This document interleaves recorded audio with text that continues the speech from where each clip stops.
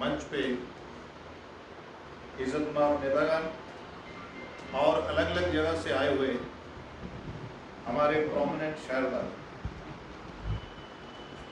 मुझे मालूम है आप लेट हो रहे हैं, आपने जनाजे पे जाना है। आज भारतीय जनता पार्टी, मैं सबके नाम लेता माजरत पा हूँ, आपने सबको सुना, समय की कमी है। भारतीय जनता पार्टी जो नरेंद्र मोदी जी की रहनुमाई में तरक्की और बुलंदियों की तरफ बढ़ रही है, दुनिया की सबसे बड़ी पार्टी है, तो हमें भी फख्र होना चाहिए कि हम उसके मेंबर हैं। क्योंकि जब हम अपने घर के लिए सोचते हैं तो हम बड़े आदमी से मुलाकात करते हैं, बड़ी एजेंसी लेते हैं, बड़ी ऑर्गेनाइजेशन से बिजनेस का अपना कांटेक्ट बनाते हैं। तो पॉलिटिक्स में भी, सियासत में भी, क्योंकि जमहूरियत है हमारे देश में, लोकतंत्र में, हमने दुनिया की सबसे बड़ी पार्टी को चुना और आज हम इस मकाम पे पहुंचे कि वो लोग जिन्होंने हमारे ऊपर 200 साल हुकूमत करी है,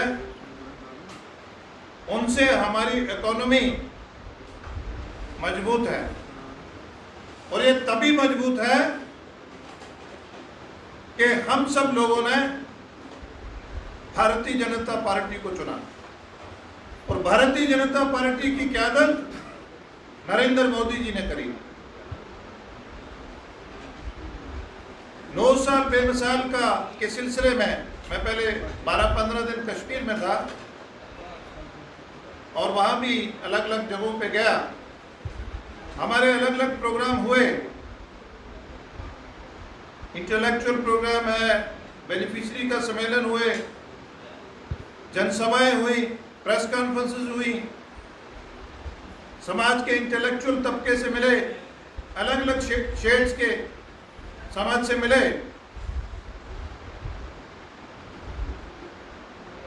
लेकिन एक बात समझ आती है, पहले भी जो सरकारें थी उनकी भी स्कीमें थी।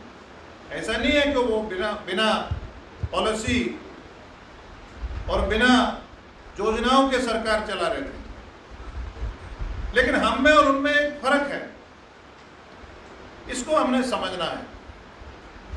हम में और उनमें ये फर्क है कि उनके जमाने में 2G घोटाला देखा हमने, उनके जमाने में हमने कोयला घोटाला देखा, हमने वेल्थ गेम का घोटाला देखा। लेकिन नरेंद्र मोदी जी की क़यादत में हमने 5G, और मुबारकबाद दूंगा कि BSNL का आपके जो अनकवर्ड एरियाज हैं, जम्मू और कश्मीर में करीब 6000 के करीब टावर्स आए हैं जो अनकवर्ड एरिया में लगेंगे और कुछ रोजगार भी बढ़ाएंगे। आप सबने देखा कि नरेंद्र मोदी जी के विजन से हमारे बच्चे कैसे इंटरनेट का फायदा लिया। कल तक हम सोचते थे, कल तक हम क्या सोचते थे कि ये जो इंटरनेट है वो घूमता रहता था। आज 5-6 हज़ार का एंड्रॉयड फोन किसी बच्चे के पास 10 साल, 20 साल, 18 साल, 15 साल नौजवान के पास है और वो अपने ट्विटर से, सोशल मीडिया अकाउंट से किसी भी इशू को हिट कर सकता है और अपने इशू को, अपनी बात को अपराइज कर सकता है। यहाँ फॉरेन के लोग आते हैं कि दुनिया में अगर सबसे सस्ता अगर नेट है तो वो भारत में है। हमने 50 करोड़ के करीब अकाउंट खोले। ये कांग्रेस और इसमें से निकली हुई जो रीजनल खिताई जमातें हैं वो हमसे मजाक करती थी, लेकिन भारतीय जनता पार्टी नरेंद्र भाई मोदी जी की रहनुमाई में हमने वो किया जो आप जो ये सोच तक नहीं सकते थे। आज दुनिया का रियल टाइम ट्रांजैक्शन जो है वो भारत में होता है। 46% दुनिया की ट्रांजैक्शन का भारत में होता है। ये पार्टियां जो हमें भारतीय जनता पार्टी से डराती हैं, इन पार्टियों ने तशद्दुद से पूरे देश की सबसे बड़ी मिनॉरिटी को, खासकर मुसलमान को, इन्होंने तशद्दुद और माफिया के साथ जोड़ा, हमारी छवि को खराब करा, हमें वोट बैंक तक रखा। लेकिन देश के वजीर आजम नरेंद्र मोदी जी ने हमें एक पैगाम दिया कि एक हाथ में कुरान और दूसरे हाथ में टेक्नोलॉजी, कंप्यूटर आप लेके चलिए। तो मैं आपको, अगर मैं नरेंद्र मोदी जी की जो 150 से ज़्यादा प्रोग्राम्स मैं गिनना शुरू हो जाऊं, जो 9 साल में जो किया, तो मुझे कई दिन लगेंगे। तो मैं आपके बीच में ज़्यादा देर नहीं रहूँगा, क्योंकि आपको जनाजे में भी जाना है, लेकिन कुछ बातें ज़रूर करूँगा।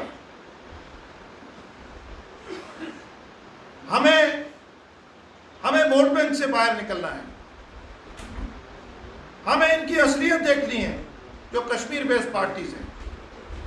जब शेड्यूल ट्राइब गुजर बकरवाल गद्दी सिप्पी को मिला 92 में, तो देश के होम मिनिस्टर कौन थे हमें जानना होगा।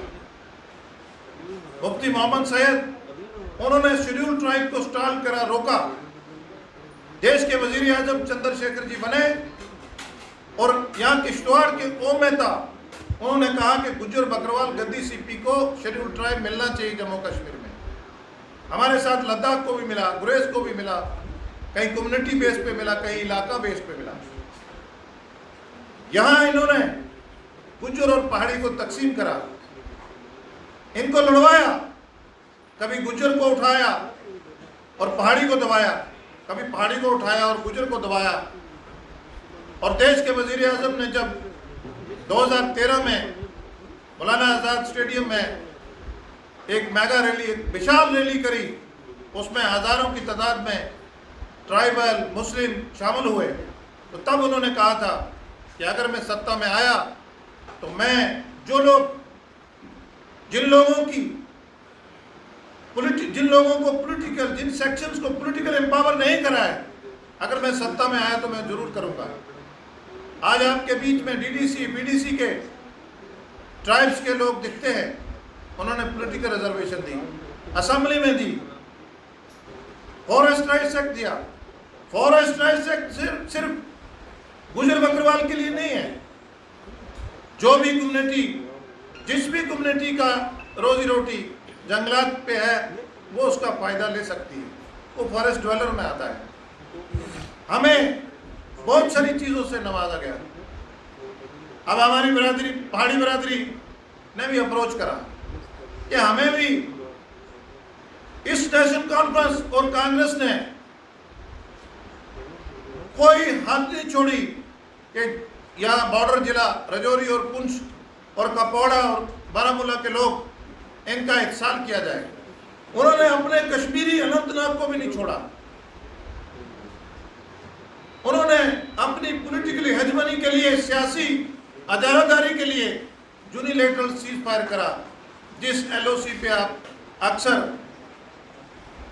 अलग अलग तरीकाकार से मिलिटेंसी को देखते हैं, कभी ड्रोन की शक्ल में, कभी यहाँ बॉर्डर में, कई तरीकों से फायरिंग की शक्ल में आप हमेशा डिस्टर्ब रहते हैं। और ये देन है कांग्रेस की और उसकी जो बड़ा बेटा है नेशनल कॉन्फ्रेंस।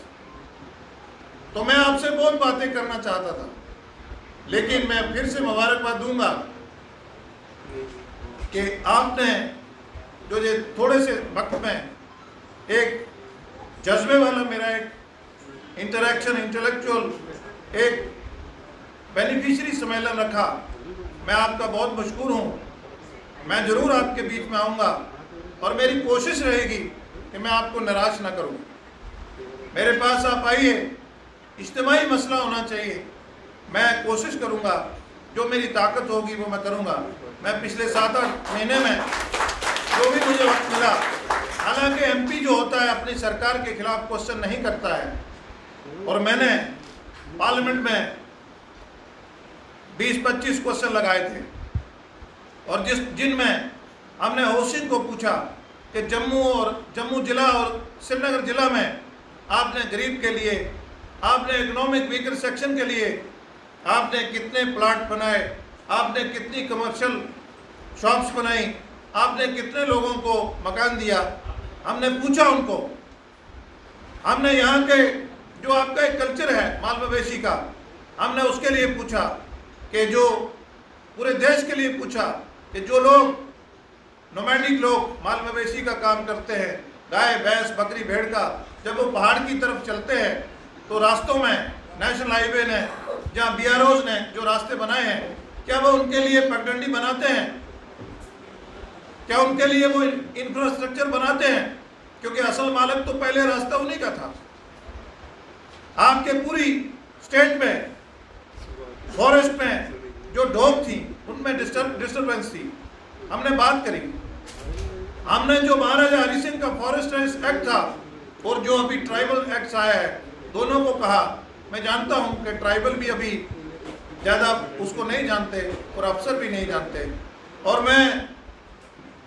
मेरी सेहत नासाज थी, ठीक भी नहीं था, तो मैंने कहा नहीं, मैं राजौरी पुंछ में जरूर जाऊंगा और कम से कम इनसे मिलूंगा, और जो भी इनके मसाइल होंगे उनको ज़मीन से लेकर यहाँ आपके ग्राउंड से लेकर पार्लियामेंट तक, और मेरी अक्सर लड़ाई हो जाती है एडमिनिस्ट्रेशन से। मैं कश्मीर में 10 जिलों में गया, मैंने 24 घंटे के अंदर एडमिनिस्ट्रेशन बुलाई और उसको बोला कि ये मसले क्या हैं और इनको अब हल करिएगा, और एटलीस्ट हंस के इनको मिलिएगा। आपके माध्यम से मैं राजौरी जिला की एडमिनिस्ट्रेशन को कहूँगा कि आप लोगों में रहिएगा, आप लोगों को गाइड करिएगा। जो नरेंद्र मोदी जी की 150 से ज़्यादा स्कीम्स हैं, और इनके डोर स्टेप पे इनके मसलों का हल करिएगा। इनको मसलों में उलझाइए मत, मसलों को सुलझाइएगा, ताकि ये जो नरेंद्र मोदी जी का जो विज़न है, जो उन्होंने प्लानिंग कमीशन से नीति आयोग इसीलिए बनाया था कि गरीब आदमी का जो मसला है उसको समझा जाए और उसके दरवाजे पे, उसके घर पे उसको हल किया जाए। और हमारी कोशिश रहेगी, जितनी मेरी ताकत है, कैपेसिटी है, मैं आपको निराश नहीं करूंगा, क्योंकि आप हमारे हैं, आपकी प्रॉब्लम्स को मैं जानता हूं।